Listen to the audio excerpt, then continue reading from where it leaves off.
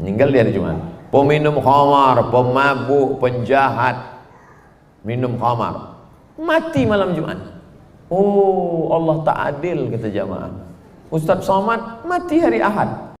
La ilaha illallah, la ilaha illallah, la ilaha illallah. Kalau kita spray, semprot semut yang ada di rumah, apakah itu termasuk kita tak punya rahmah? Uqtulul aswadaini fi shalah, bunuhlah dua yang hitam walaupun kau sedang salat. Allahu Akbar, nampak dua yang hitam, bunuh. Apa dua yang hitam itu? As-su'ban, ular, wal aqrab, kala. Boleh membunuh ular dan kala, illat sebab bolehnya mengganggu. Maka bila semut itu mengganggu, bunuh. Tapi membunuhnya sekali saja mati. Kalau dia sekali pukul mati. Kalau sekali siram mati. Jangan dia disiksa, jangan dia disakiti, diazab. Sekali saja mati. Illat penyebabnya mengganggu. Bila tak mengganggu, maka mencabut rahmat Allah. Bagaimana kalau meninggal hari Jumat atau malam Jumat, apakah orang itu lepas dari azab kubur? Man mata yaumal jumu'ati, man mata yaumal jumu'ati, siapa yang mati pada hari Jumat, uqiya min azabil qabri, maka terpelihara dari azab kubur. Apakah azab kubur hari itu saja atau terus sampai hari kiamat? Hari itu saja. Meninggal di hari Jumat. Peminum khamar, pemabuk, penjahat, minum khamar, mati malam Jumat. Oh, Allah tak adil, kata jamaah. Ustaz Somad mati hari Ahad. Pergi tazkirah ke Sabah, pergi ke sana, tak mati juga. Ini orang mati malam Jumat. Allah tak adil.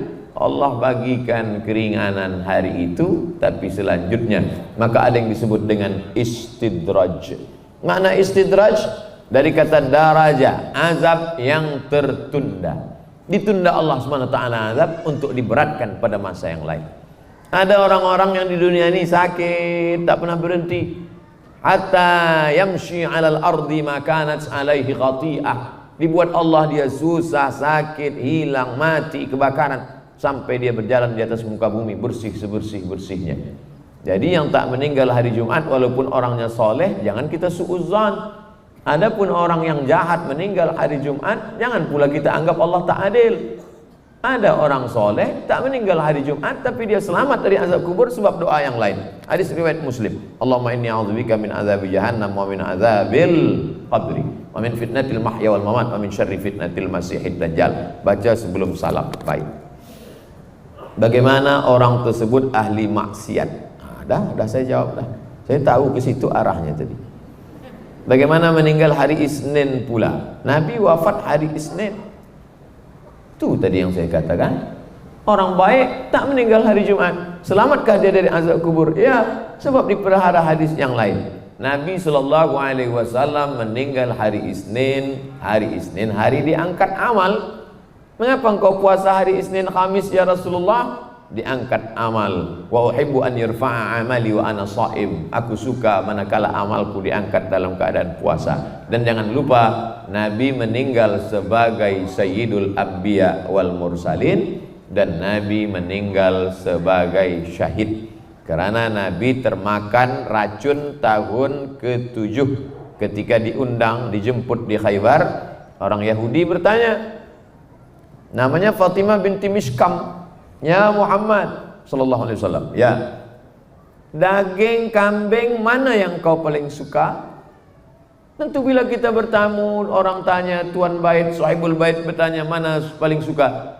Daging kambing paling suka kaki kambing bagian depan. Rupanya dia nak tanamkan racun sebanyak-banyaknya. Manakala sahabat Nabi memakan, terus saja meninggal dunia. Nabi memakan, sepakat ahli sirah bahwa ada air ludah yang tertelan, tapi kemudian Nabi memuntahkan. Kenapa Jibril tak bagi tahu? Kenapa Allah tak bagi tahu?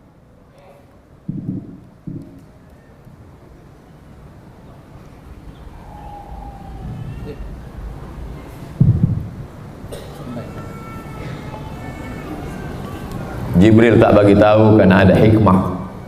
Karena Nabi ingin tidak hanya meninggal sebagai seorang Sayyidul Anbiya wal Mursalin, tapi meninggal sebagai seorang syahid. Orang yang meninggal syahid tak mendapatkan 4. Pertama, tak merasakan sakaratul maut. Yang kedua, tak merasakan azab kubur.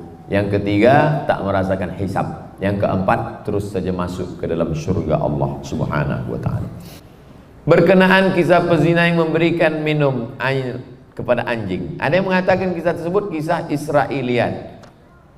Kisah Israiliyat yang tak boleh dipakai kalau maudhu' palsu atau dhaif. Dhaif pun boleh dipakai kalau untuk motivasi amal. Sedangkan perempuan yang memberikan air minum kepada anjing, hadisnya sahih.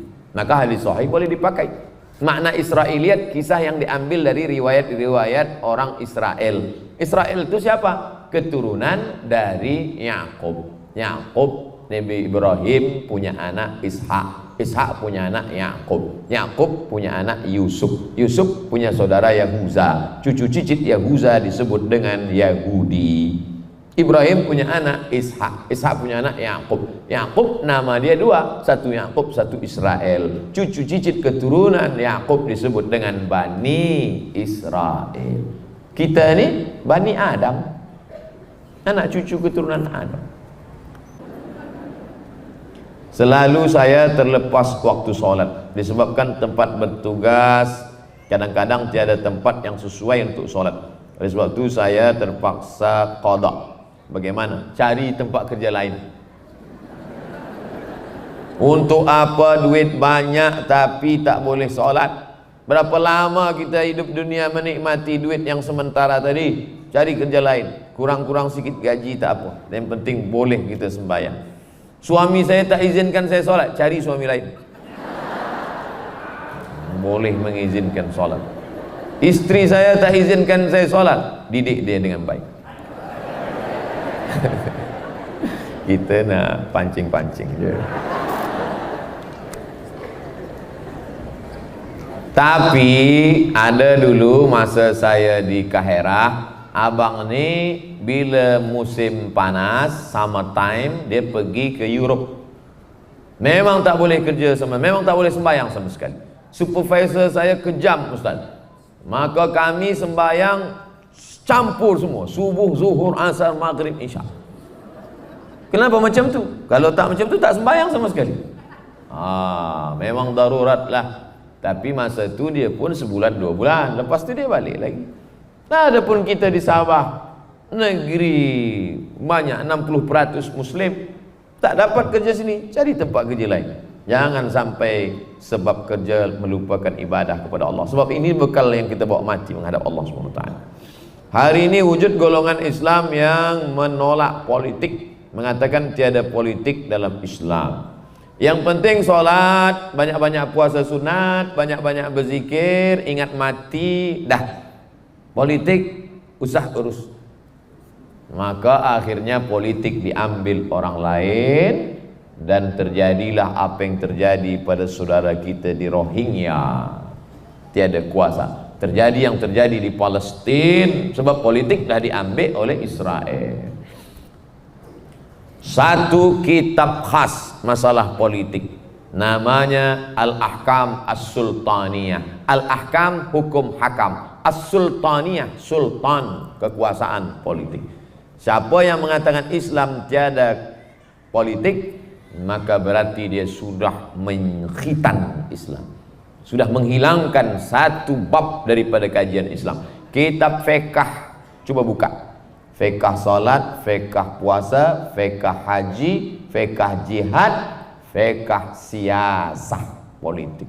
Oleh sebab itu maka politik adalah bagian dari ajaran agama Islam. Di Makkah Nabi tak ada urus politik. Tapi manakala dia pindah ke Madinah, Nabi lah penguasa, kekuasaan politik. Oleh sebab itu maka ulama-ulama berijtihad. Beli buku Islam kajian masalah politik, Al-Ahkam As-Sultaniyah, penulisnya Al-Imam Al-Mawardi, meninggal 450 Hijrah. Buku itu sudah berumur 1000 tahun. Yang modern Ustaz, min fiqhid daulah, Yusuf Al-Qaradawi. Min fiqhid daulah, fikah politik.